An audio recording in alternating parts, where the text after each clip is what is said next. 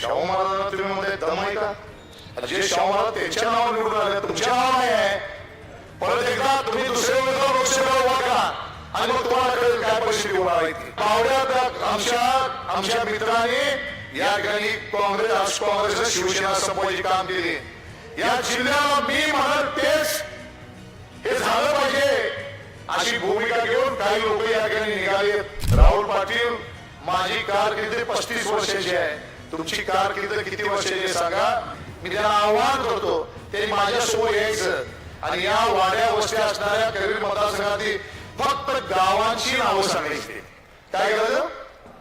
गावाची नाव माहित असतं तर मी राजकारण करत नाही. शिवसेना फुटली, सगळ्यात वाईट कुणाला वाटलं असतं तर आम्हाला सगळ्या शिवसैनिकांना वाटलं. मी अजूनही उद्धव ठाकरे साहेबांना मी त्यांना कधी वाईट बोललो नाही. त्यांच्या आशीर्वादाने सुद्धा आम्ही या ठिकाणी आमदार झाले याची मला कल्पना आहे. ज्या बाळासाहेब ठाकरेंना काँग्रेस आणि राष्ट्रवादीनं उभ्या हयातीमध्ये त्रास दिला त्या काँग्रेस आणि राष्ट्रवादीचं मनसुबे या 19 सत्ता आल्यानंतर यशस्वी झाले. जनतेवर जबाबदारी टाकणारा मी नेता नाही, मी जनतेची जबाबदारी घेणारा नेता आहे. मी खुद्दार आहे. मी गद्दार बनत असेल तर माझ्या समोर या. गद्दारी कोण करते मी तुम्हाला सांगतो. शिंदे साहेब पुरासाठी नदीतून हात बोटीत बसून हात आले. अनेक लोकांच्या एवढ्या पाण्यामधून घरामध्ये वर गेले, त्यांना आधार दिला. तिथं आमच्यावर 4 घरात प्याले. अनेक लोकांनी त्या शिवाजी पुलावरनं परत गेली. एकदा खवण्या मुख्यमध्ये एकनाथ शिंदे सुद्धा हात आलेला. स्पेशियस, लक्झुरियस, सगळं मिळेल अगदी मनासारखं. बटू बिल्डर्स यांचा नवीन गृहप्रकल्प गृहलक्ष्मी रचना.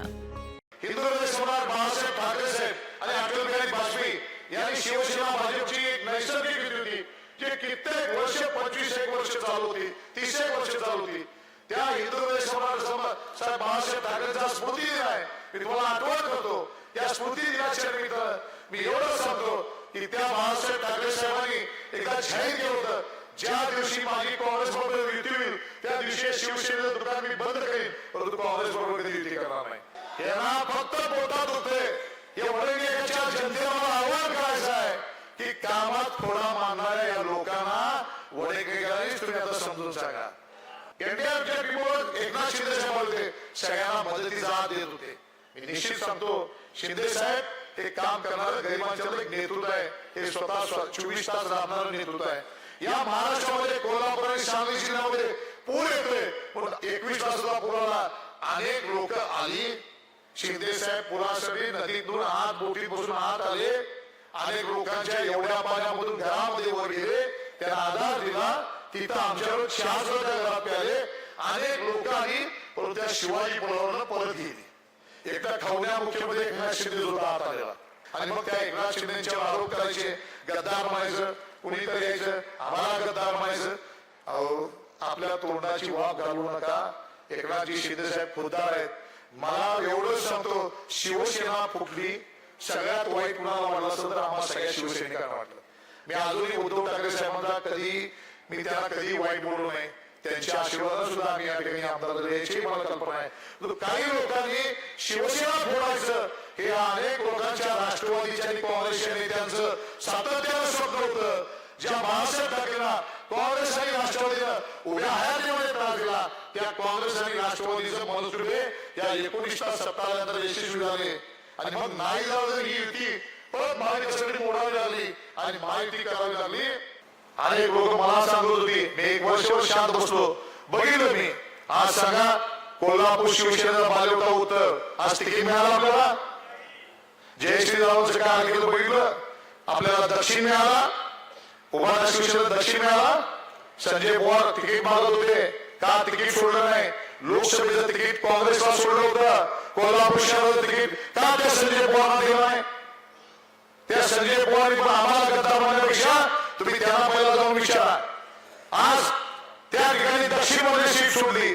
हा केलं ते मिंचेकरचं का केलं तुम्ही. मिंचेकरला शेवटपर्यंत थांबवलं. त्या मिंचेकरला स्वाभिमानीची वाट बघायला लागली. उल्हास पाटलाला तिकीट देता येत होतं शिरोमध्ये, त्या उल्हास पाटलाचं सुद्धा तिकीट त्या ठिकाणी दिलं नाही. या आमच्या काँग्रेसच्या जिल्हा प्रमुखांनी तिथं गणपतराव सारे पाटलांच्या मुलाचं तिकीट केलं. कोल्हापूरची शिवसेना खऱ्या अर्थानं कुणी संपवली असेल. कोणी संपवली नाही. तुम्ही काय भीताय? तुमच्या कोणाचं दडपण आहे? या बावड्यात आमच्या मित्रांनी या ठिकाणी काँग्रेस शिवसेना संपवायची काम केली. या जिल्ह्याला मी म्हणत तेच हे झालं पाहिजे अशी भूमिका घेऊन काही लोक या ठिकाणी निघालेत. आमच्या मतदारसंघामध्ये यायचं आणि परिणामामध्ये येऊन सांगितलं की दबावाखाली मतदान करू नका. दबावाखाली तुम्ही लोकांना ठेवताय. ज्या शाहू महाराजांना आहे या ठिकाणी शाहू महाराजांना सुद्धा मी मानतो कारण ते आपले राजे आहेत. लोकसभेचा फॉर्म माघार घेण्याचं जे नाट्यमय कृत्य झालं, जे जो पडदा नाटक झालं, त्यावेळी काय झालं? छत्रपती शाहू महाराजांच्या गादीचा अपमान करायचा नाही, त्यांचा अपमान करायचा नाही. कोण बोललो तर शाहू महाराजांना लोकसभेवर उडव करते. त्या शाहू महाराजांना तुम्ही त्या मधुरी महाराजांना काय अवस्था त्या दिवशी? दम आहे माझ्यात, या का मी लढलो असतो, तुमच्या दम आहे काय? ते शाहू महाराजांना तुम्ही म्हणताय दम आहे का? जे शाहू महाराज त्यांच्या नावावर निवडून आले, तुमच्या नाव नाही आहे. परत एकदा तुम्ही दुसरे उमेदवार लोकसभेला उभा करा आणि मग तुम्हाला कळेल काय परिस्थिती होणार आहे ती. राहुल पाटील, माझी कारकीर्द 35 वर्षाची आहे. तुमची कारकीर्द किती वर्षाची आहे सांगा. ज्या पाटील माझं दिवंगत असलेले मी सांगतो, त्यांचा आमदार फंड सुद्धा त्याला खर्ची टाकता येत नव्हता. तुम्ही दरवेळी बघत होता की 5 वर्षामध्ये आमदार फंड सुद्धा खर्चिक न करणारे आमदार कोण असतील तर ते करवीरचे आमदार म्हणून या ठिकाणी पेपर आलेले वृत्तपत्रात आहे.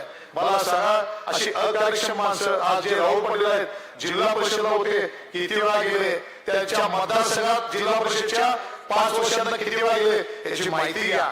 मी त्यांना आव्हान करतो, ते माझ्यासमोर यायचं आणि या वाड्या वस्त्या असणाऱ्या करवीर मतदारसंघातील फक्त गावांची नावं सांगायची. काय करायचं? गावाची नाव माहित असलं तर मी राजकारण करत नाही. चला या इकडे. फक्त मुन्नाबाई एमबीबीएस सारखं करू नका, कानात काहीतरी घालू. आणि मी तुम्हाला पुढे गेला गल्ली बोल आणि कुठं काय ते सांगतो. मी तुम्हाला एवढंच सांगतो, मतदारसंघातला आमदार हा जनतेची जबाबदारी घेणारा असावा. मी जनतेची जबाबदारी घेणारा कार्यकर्ता आहे. जनतेवर जबाबदारी टाकणारा नेता नाही. जनतेवर जबाबदारी टाकणारा मी नेता नाही. मी जनतेची जबाबदारी घेणारा नेता आहे. मी खुद्दार आहे. मी गद्दार बनत असेल तर माझ्या समोर या. गद्दारी कोण करते मी तुम्हाला सांगतो, खुद्दारी कोण करते मी तुम्हाला सांगतो. आत्मपरीक्षण करा, काम सांगा आणि मग आरोप करा. एवढंच या निमित्तानं सांगतो. शिवसेना संपवायची भूमिका ही काँग्रेस आणि जिल्ह्यातल्या ज्या नेत्यांनी घेतलेली आहे त्यांचे मनसुबे उधळून लावा. या वडंग्याचा विकास, या मतदारसंघाचा विकास करण्यासाठी मी आवडतो तुमच्या बरोबर आहे. मी माझ्या कुटुंबाला वेळ दिला नाही, परंतु मी तुम्हाला वेळ देतोय. अशाच नवनवीन अपडेट पाहण्यासाठी आमच्या KK न्यूज चॅनेलला सबस्क्राईब करा.